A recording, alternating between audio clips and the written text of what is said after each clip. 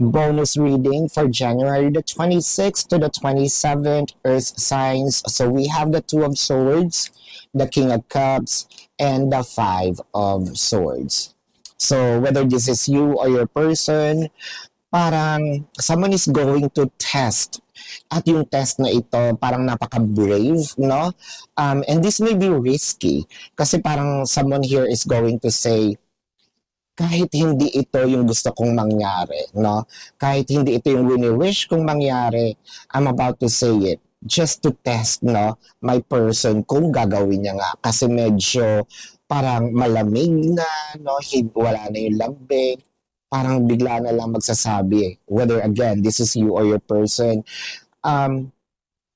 tigil na natin to. Mag-cool off muna tayo, no? But that words are just words. Hindi talaga yung mini-mean para lang i-test. But then again, I feel like medyo nga risky itong pagkakaroon ng ganitong mga kumbaga challenge, no?